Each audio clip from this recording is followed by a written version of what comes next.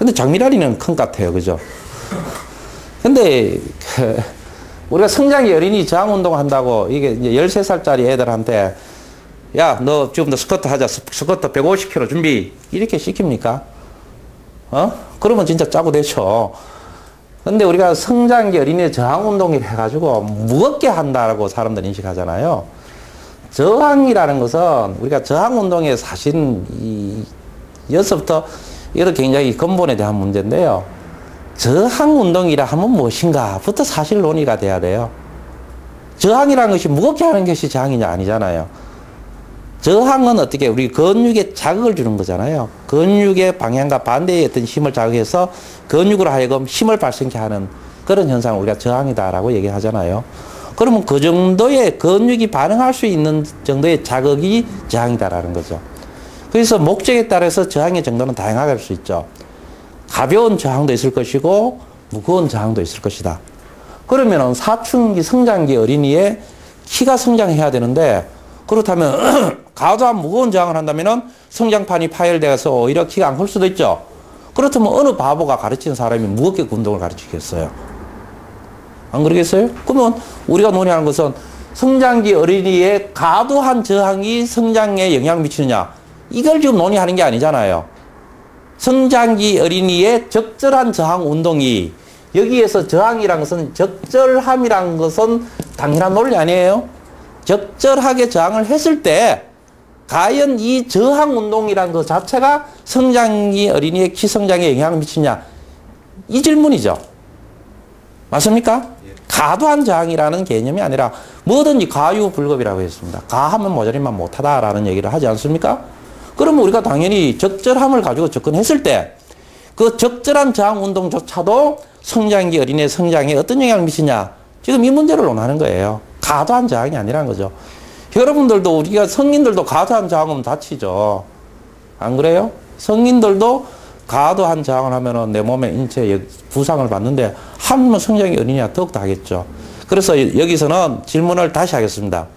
성장기 어린이의 적절한 저항 운동, 그 성장기 어린이의 체력에 맞는 저항을 가지고 심폐력 운동이 아닌 저항 운동을 했을 때 키 성장에 어떤 영향을 미치느냐, 이렇게 질문을 바꾸면 되겠죠.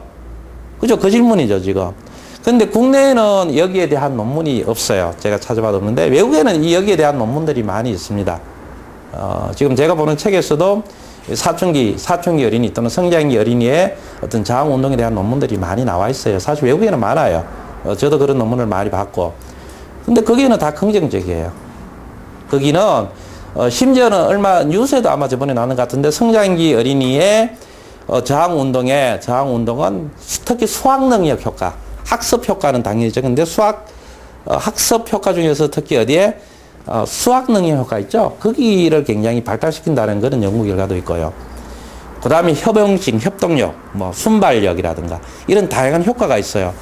키 성장에도 당연히 효과가 있는데, 그런데 성장기 어린이의 저항 운동은 근비대 효과에 대해서는 부정적이에요. 근비대 효과는 크게 안 일어납니다. 왜 그러냐면, 이거는 당연한 논리예요. 왜냐하면 성장기 어린이의 경우는요, 근비대라는 것은 하이퍼트로피잖아요. 근섬유의 크기가 커지는 거잖아요.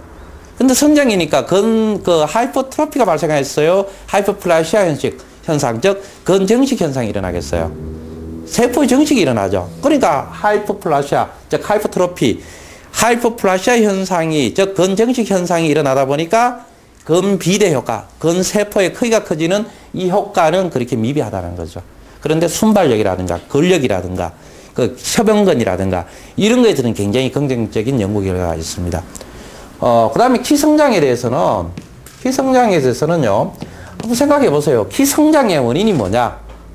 키 성장을 하기 위한 요건, 환경적 요건, 이것이 뭐냐? 키에 대해서 일반적으로 유전적 요인이 30%, 환경적 요인이 70%라고 얘기를 합니다. 그런 얘기는 들어봤죠? 키에 대해서 유전적 요인이 30%, 환경적 요인이 70%라고 합니다. 그렇다면은 우리가 키를 성장시키기 위해서는 유전적 요인은 우리가 어떻게 할 수가 없죠. 그죠? 그럼 그에 대한 환경적 요인이 무엇이냐를 분석해 보면 되죠. 그러면 환경적 요인을 키를 잘 성장할 수 있는 상태로 만든다면은 충분히 성장기 때 키를 키울 수 있어 없어요? 있죠. 그 크게 이 키 성장의 요인, 즉 환경적 요인이죠. 환경적 요인. 첫 번째가 영양에 대한 문제죠. 그죠? 그 다음에 성장 호르몬. 성장 호르몬에 대한 문제죠.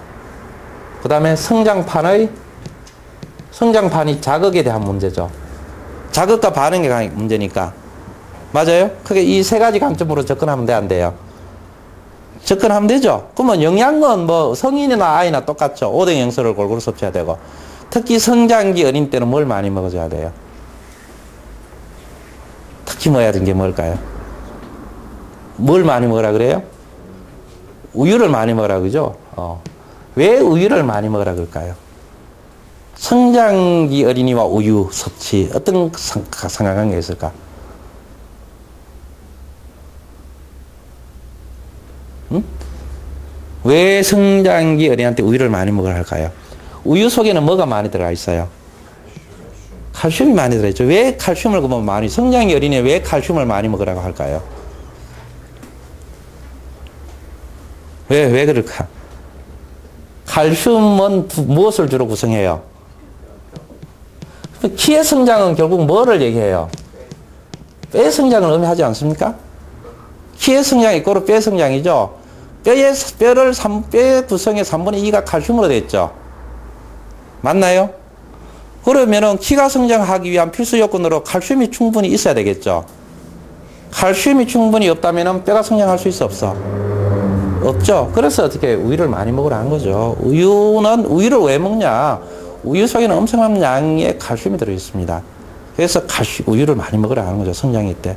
그 우유 속에는 칼슘이 있고, 그 칼슘은 왜 많이 먹어야 되느냐? 뼈의 주된 요소가 칼슘이기 때문에 그렇습니다. 그렇다면 여기에 플러스 칼슘과 또 뭘 먹어야 되겠어요? 뼈를 구성하고 있는 게 또 뭐예요? 그렇죠. 단백질이 콜라겐이죠. 그죠? 단백질 섭취를 또 충분히 하라라는 거. 그래서 성장기 때 굉장히 중요한 것이 구성영양소로서는 이 단백질과 칼슘의 섭취가 대단히 중요하다는 거죠. 맞아요? 그 다음에 이것을 성장하려면 합성이 동화를 하기 위한 또 뭐 충분한 질 좋은 탄수화물 얘기하는 거예요. 그러니까 질 좋은 탄수화물이라는 게 뭐예요? 혈당 지수가 낮은 빵이나 이런 것들이 아니라 될 수 있으면은 꾸준히 에너지를 공급해 줄 수 있는 그런 어떻게 질 좋은 그런 탄수화물을 같이 이거와 맞춰준다. 물론 뭐 비타민, 미네랄, 야채의 섭취는 너무나 당연한 것이고요. 왜? 야채 섭취는 이런 것을 촉매를 해주기 때문에 너무나 중요한 거죠. 그거는 당연하다고 봤을 때 특히 우리가 성장기 때 유의해야 먹을 것이 칼슘과 단백질이다라는 거죠. 나머지는 일반적으로 다 잘 먹는다는 전자에 본다면은 특히 우리가 시기에 신경 써야 되는 것이 뭐다? 칼슘과 단백질이다. 왜? 뼈의 본질이기 때문에. 키가 성장하는 것은 결국 뼈가 성장한다는 뜻이잖아요. 맞나요? 그죠? 그래, 영양적 요소로서는 이런 것들이 굉장히 중요하다라고 이해할 수 있고, 그 다음에 또 이러한 성장을 통제 조절을 하는 호르몬이 우리가 일반적으로 이 성장 호르몬이죠. 그죠? 맞습니까? 이 성장 호르몬은 이제 여러분들이 이제 호르몬에 대해서 좀 공부를 해보면은요, 성장 호르몬은 어디서 분비되느냐 하면은 내하수체라고 하는 내하수체 전엽이라는 곳에서 분비되는 대표적인 호르몬입니다. 그래서 내하수체 전엽에서 분비돼서 직접 우리 몸에 영향을 미쳐요. 직접 우리 몸에 우리 몸 전체에 영향을 미쳐요. 이 성장 호르몬이라는 것이. 그래서 내하수체 전엽이라는 데서, 내하수체 전엽은 여기 시상하부 이렇게 밑에 보면은 그 구슬 크기 모양의 이렇게 조직이 있어요. 꼭 구슬 있죠. 구슬치기 할 때 구슬 크기 모양인데 그게 이제 내하수체인데 거기에 전엽, 후엽이 있는데 그 전엽이라는 곳에서 만들어지는데요. 이것은 우리 몸 바로 다음 단계가 없고 바로 직접 우리 몸에 영향을 미치는데 우리 몸 전체, 신체 전체에 영향을 미치게 됩니다. 그래서 이 성장 호르몬이 혈액을 따라가서 뼈라든가 이런 데로 성장을 시키는데요. 근데 이 성장 호르몬은 이 성장 호르몬의 기능이 뭐냐? 이것이 대표적인 것이 단백 동화 호르몬입니다. 이 단백 동화 호르몬이죠. 이 단백 동화 호르몬이라는 것이 뭐냐면은 단백질을 동화시켜주는 그런 요인이란 거죠. 요소란 거죠. 이 단백질을 동하라는 것은 어떻게 해요? 신체 내에 있는 아미노산을 단백질로 만들어진 거죠. 그러니까 아미노산을 동하라는 것은 같게 만든다는 거잖아요. 합성, 이 동하란 말은 우리말로 하면은 쉽게 말하면 합성이다라고 생각하시면 돼요. 우리 체내에 있는 여러분이 단백질을 섭취를 하잖아요. 아까 단백질하고 칼슘을 섭취를 했잖아요. 이 단백질 섭취를 뼈를 만들려면 뼈로 합성을 해야 되잖아요. 그 합성시키게 하는, 조절을 하는 굉장히 우리 몸에 중요한 물질이 뭐라? 이 호르몬, 성장 호르몬이라는 거죠. 그 성장 호르몬이 뼈와 아까 있었던 뼈를 그 칼슘과 단백질을 섭취하면은 이것을 어떻게 해요? 합성케 하는, 동하게 하는, 그러한 명령을 하는 물질이에요. 그게 얼마나 중요하겠어요. 얘가 없으면은 성장 호르몬이 분비가 되지 않는다면은 우리가 칼슘을 많이 섭취하고 단백질을 섭취하도록 그냥 가만히 둔 거죠. 야, 너들이 빨리 결합해. 라는 말을 해야 얘들이 결합하는데 그냥 결합하라는 말도 안 하고 가만히 있다면 얘가 분비되지 않으면 결합하는 소리를 안 하겠죠. 그러면 얘가 없으면 얘가 있어도 결합을 해야 안 해요. 안 하게 된다는 거죠. 그래서 이 결합, 아까 먹었던 칼슘과 단백질을 결합시키기 위해서 필수적인 물질이 뭐예요?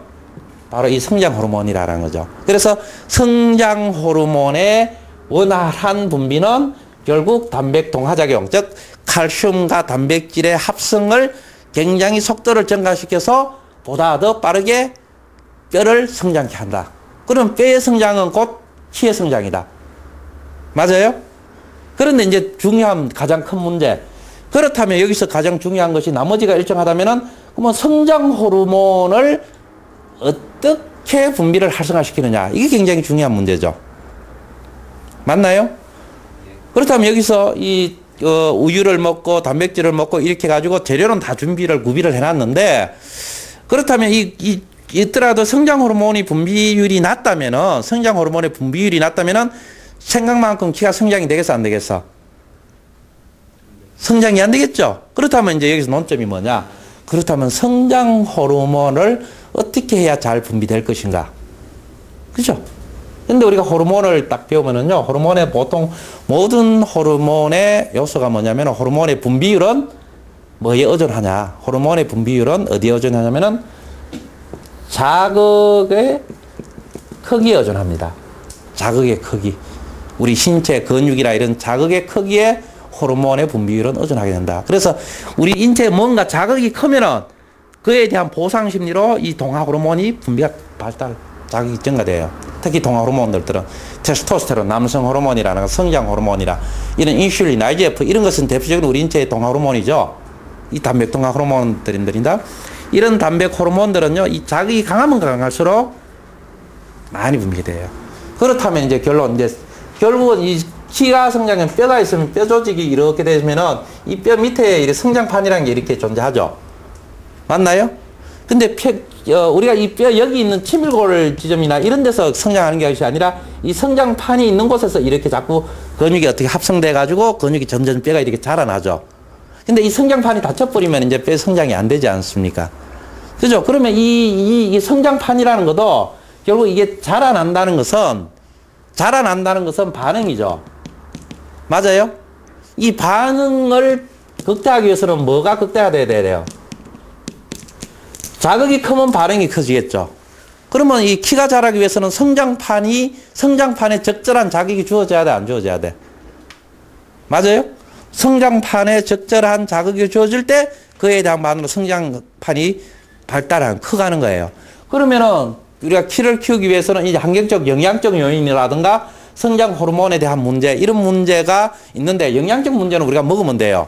근데 우리가 성장 호르몬의 분비율이라는 것은 어떻게 접근할 것인가? 이게 지금 고민인데 우리가 알기로는 자극의 크기를 증가시켜라. 그러면 성장 호르몬은 분비가 증가될 것이다. 그런데 자극의 크기를 어떻게 증가시키느냐? 근데 이 문제는 결국 성장판의 자극과 관련된 문제다라는 거죠. 그래서 우리가 성장판을 자극을 하면은 그 자극의 크기가 크면 클수록 성장 호르몬은 많이 분비된다. 이렇게 해석할 수 있죠. 그러면 이 성장판을 자극할 수 있는 방법은 뭐냐라는 거죠. 그것이 뭐다? 성장판에 뭘 줘야 된다? 결국 저항을 주는 거다라는 거죠. 맞습니까? 성장판에 지속적인 적절한 자극을 준다면은 성장